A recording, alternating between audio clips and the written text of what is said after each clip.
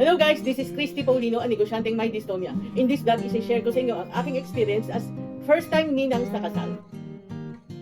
Opo, naging ninang ako sa kasal last April 2021, 2026 sa aking pamangkin at inaanak sa Binyan.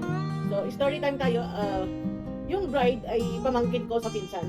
So, yung lolo ng bride at yung nanay ko ay magkapatid. At yung mother ng bride ay first cousin ko.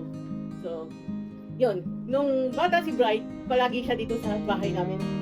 Palagi namin kalaro. Then, di ko alam kung bakit dumating sa point na naging busy ang lahat. So, puro sa Facebook na lang nag-uusap, nagkukwentuhan through chat. Last summer, pumunta yung inaanak ko dito sa bahay. Kasama yung isa ko pang pinsan.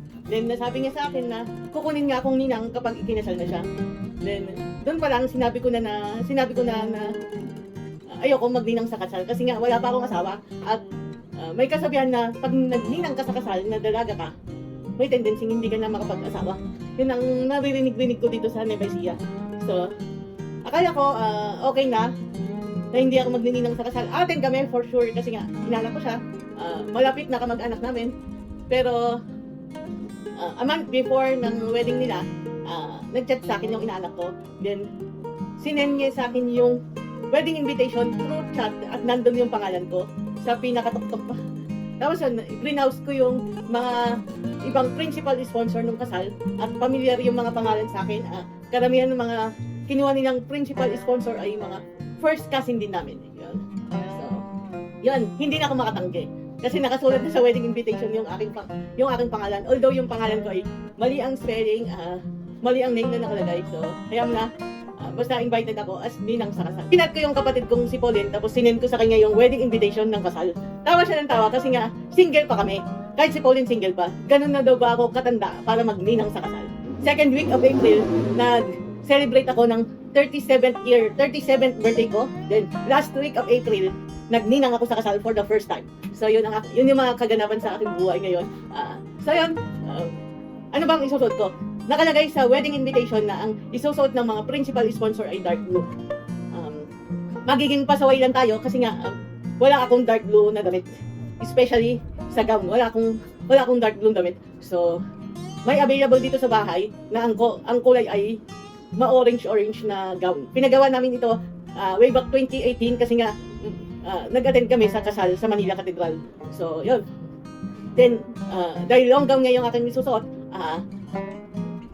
magsusot na lang ako ng Converse shoes. Opo, Converse na shoes ang gagamitin ko kasi naka-long gown naman. Hindi na din siya pansinin. Maaga tayong nagising, maaga din tayong naligo. Ang time na pupunta yung ating makeup artist dito sa bahay ay alas 5. Yun. Para by that time na pumunta siya ay tuyo ng ang buhok, pwede nang ayusan. Sabi ng aking nanay, ilugay na lang yung buhok, magpa-makeup na lang, especially sa mata. Ang sagot ko naman, hindi pwede kasi nga mainit yung lugar na pupuntahan namin. Kailangan nakaayos yung buhok ko. Especially nga lalo na naka-gown ako, mainit po yung gown. So, yun.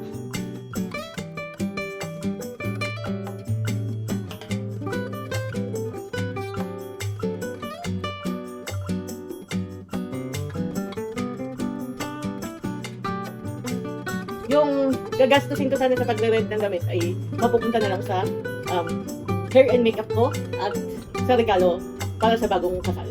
So yun, chinat ko yung nag-home service sa amin dito sa bahay. Kaibigan siya ni Pauline. So, tinanong ko kung pwede siyang home service ng ganong oras. Kasi ang wedding ay 10 in the morning. Dapat by 8:30 nasa labas na kami. Ibig sabihin, by 8:30 papunta na kami sa church. Kasi nga may dadaanan pa kaming pinsan. So, yun. At malayo-layo din yung Talugtog. Ilang beses na din ako naka-attend ng kasal sa Talugtog. A night before ng kasal, merong sayawan sa lugar ng kababaihan. So, umaga pa lang noon, may dumadating na ditong kamag-anak namin na nagyayaya. Mamayang gabi daw may sayawan doon sa kanila. Kaya lang, hindi na namin kinonsider yung pagpunta doon kasi nga gabi. So, mapupuyat pa kami at kailangan maaga kami sa mismong kasal.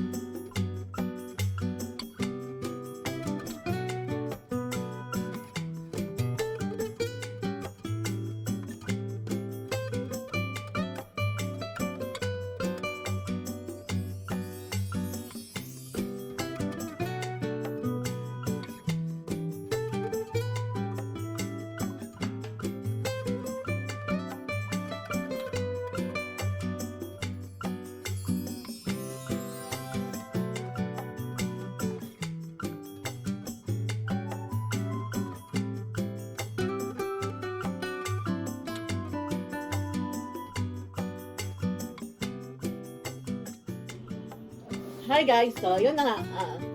Wedding day na ngayon, April 21. So, ang usapan namin ng aking makeup artist ay dapat nandito na siya ng 5 ng umaga. Kaya lang, syempre, Filipino time. So, magsi-6 na nung dumating ang aking makeup artist. So, hindi po kami ang ikakasal, okay? Kami po ay a-attend bilang, ako po ay a-attend sa kasal bilang isang ninang. So, kailangan mag-ayos din naman tayo. Ako po kasi personally ay hindi ko kayang mag-ayos sa sarili ko. Lalo na yung mga ganitong gathering.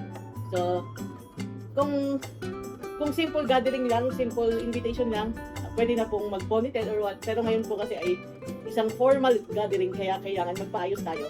Hindi naman sa kailangan lagpasan natin yung beauty ng bride or yung ayos ng bride. Pero kailangan ay maging presentable naman. So yung ating pupuntahan ay kabukiran at ngayon po ay summer, kailangan maging presko naman tayo sa ating ayos. So I decided na magpa-braid ng buhok, then simple makeup lang, lalo na sa eye makeup. Yun na po ang sabi ko sa aking makeup artist.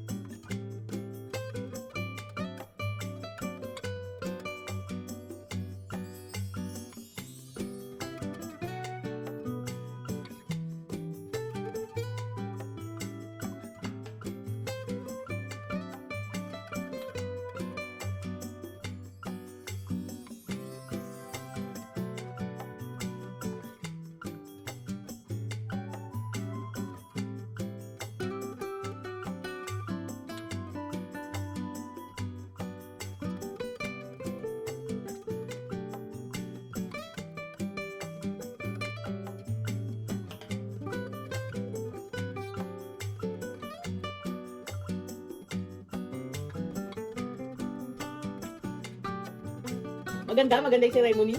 Maayos kasi nga nag-misto lang reunion siya. Nakita ko yung mga naggagandahan at naggagapuan kong pinsan, mga pamangkin na nagbibinata. Yan. Kasi yung mga pinsan ng bride ay mga pamangkin kong halos kaidaran din ng bride. So yun.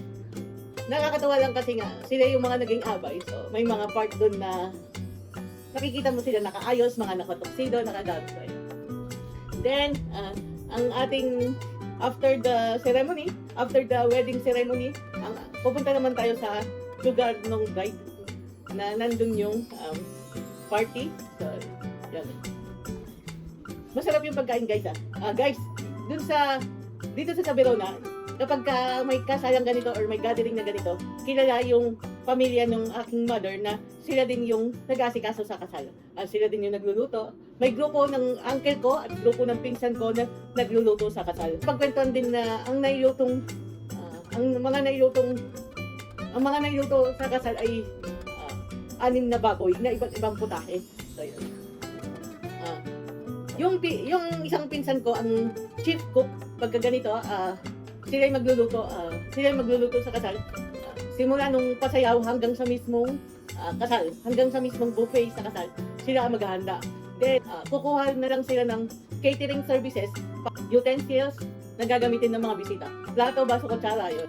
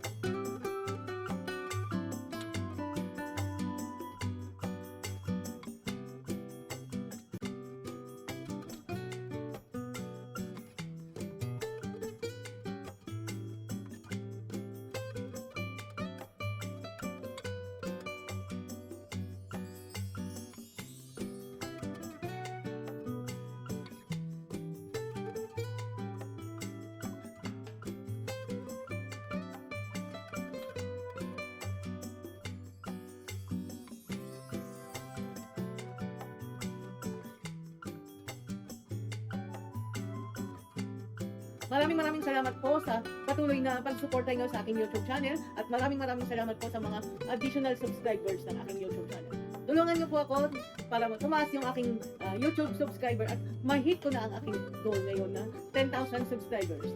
Tulungan niyo po ako sa pamamagitan ng pag-subscribe sa aking YouTube channel hanggang sa maging monetize na po ang aking YouTube channel. Tulungan niyo po ako. Maraming salamat po. Enjoy watching my vlog. So, pagpasensya niyo na po ako kung medyo late ako mag-upload. Busy lang po sa ngayon. So, yun. Thank you very much. Please do like and subscribe sa aking YouTube channel. Bye!